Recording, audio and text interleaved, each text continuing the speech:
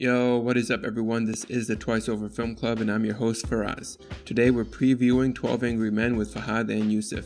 As you can probably tell, I am back at my home base and we do have some new things planned for this podcast, so keep an eye out for it. Make sure you're subscribed to the podcast, and if you're listening to us on Apple Podcasts, please leave us a rating and a review. It really helps us out. Also, check out thetwiceover.com to see how this and every film we've done fares when you order the elements by your preferences. Remember, our previews are spoiler free. Our discussion will be out next week, so in the meantime, get your watch in. Alright, Fahad and Yusuf, what's up, guys? What's up? What's going on? Yusuf, you selected this movie for us. Stop it. What? Okay, after I selected it for you. Right. All right, here's what after happened. I selected... Okay, go ahead.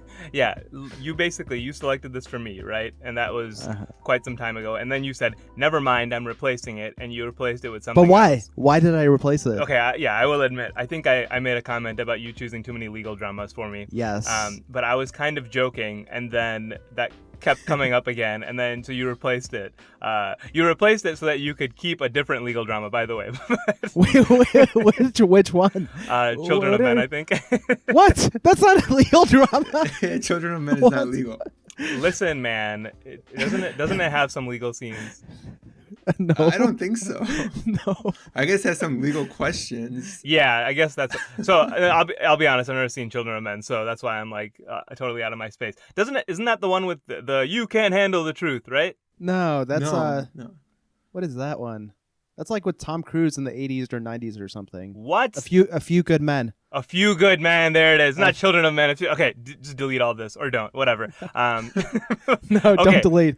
So anyways, there was plenty of other legal dramas that you chose for me. Let's be honest, but but it got deleted from the list, and then I think it came back a second time and then went away again. But then now I've selected it for you as a revenge plot, and also because I kind of wanted to watch it, and I was sad that you took it off. So okay. So here we are. Now I'm all angry about 12 Angry Men.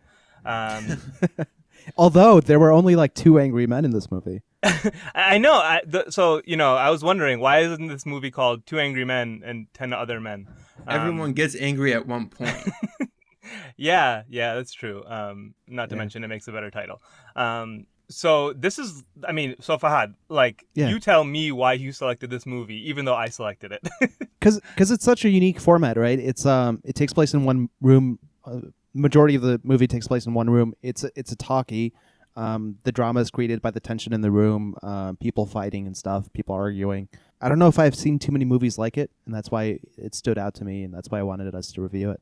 And it's held up to the test of time for that reason, right? For us, this is a 1957 movie. 1957, and yeah, it's definitely considered a classic. It's up there.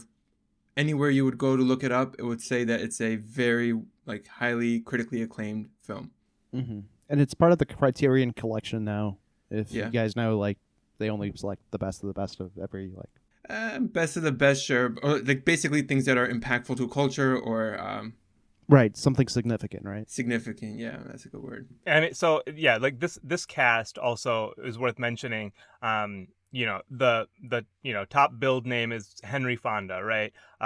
I have no idea who Henry Fonda is, but when I saw that name, I knew that name instantly, right? I don't know if you guys had a similar, experience with Henry Fonda, where I have never seen anything he's in, but when I saw the name, I was like, oh, Henry Fonda, that's royalty. That's how I immediately reacted to it. Yeah, same. I haven't seen any other movies from this era, so this was my first exposure. Yeah, I think the only I think I have seen movies with him in it, but it's not on my own accord. It was during film classes. So, but yeah, same thing, right? I just knew the name despite not really remembering what the face was. And so it's just worth noting if you look at kind of his filmography. He dominated that era, right? He's in so 40s, many different 50s. movies. Yeah, exactly. Right. So multiple decades where he's just kind of, dominating the scene. He was in Grapes of Wrath. He's in he's in a couple other movies. I think The Wrong Man, which is a Hitchcock movie. He's in The Fugitive. The list goes on. And like I said, I haven't even seen these movies. It's just things that you would, recognize from their name. Wait, is he in Vertigo? I don't think so. Or Rare Window? He is in Rear Window. Okay, I have seen another movie before. Actually, I saw Rear Window after my first viewing of 12 Angry Men. So that still stands up. This was my first exposure. I think he looked a little bit younger there, but not sure. Let me look it up. And yeah, he really did just 1954 30s through the 50s. Just every single year he's got stuff. Man, 70s too. Yeah, 70s, like wow. that's crazy. I mean, that is like, Bollywood level longevity, like he stuck around, he kept adapting. I don't know. So I mean, like, it's just worth noting that you're watching, like, one of the OGs here, right? And many people might also know the name Jane Fonda. That's one of that's his daughter. So, it's a family like that.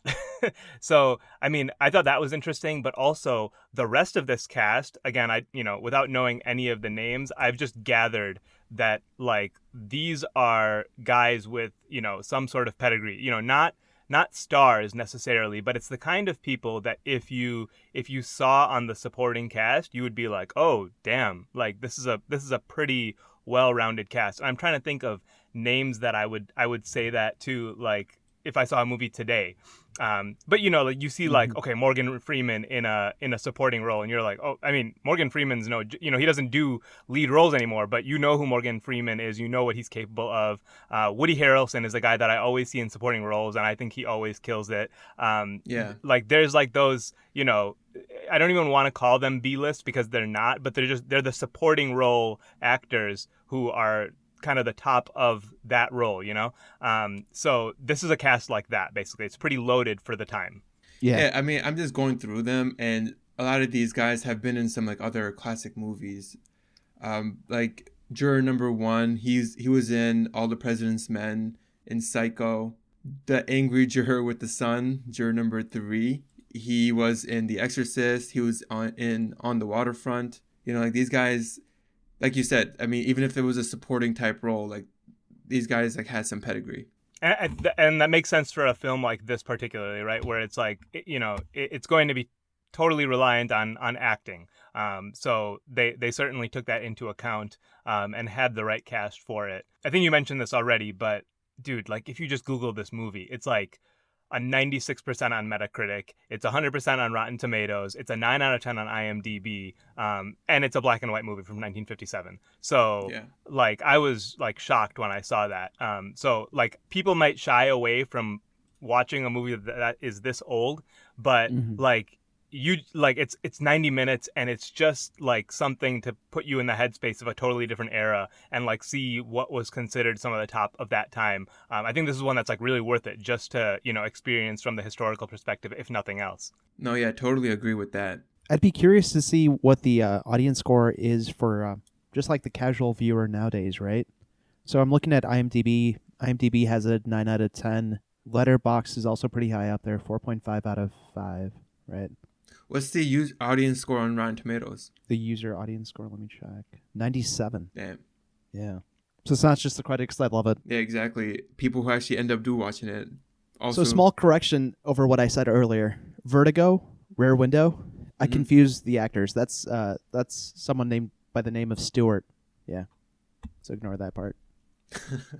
And I don't know that I would go even as high with the scores. I had trouble kind of, looking at it from today's perspective. It is more difficult to kind of let it hold the same weight, right? But you have to understand that, like, for the era, like, they were doing a lot, it's going to be different when we're looking backwards than it was looking forwards from that point in time, right? Yeah. It was probably a very progressive movie back then, of course, technically and obviously in terms of subject matter.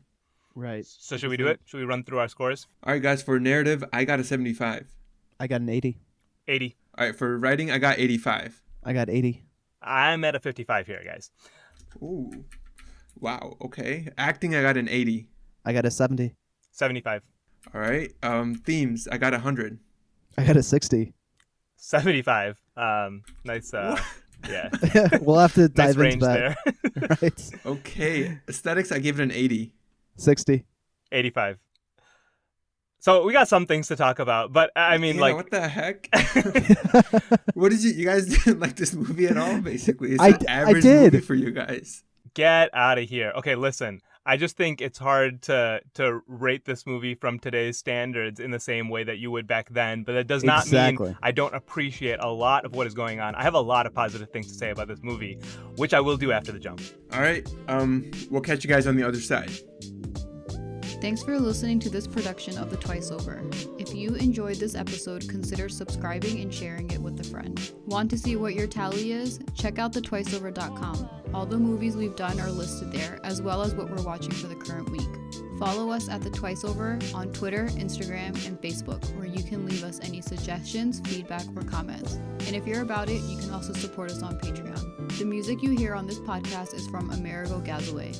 You can find his work on Bandcamp and Spotify.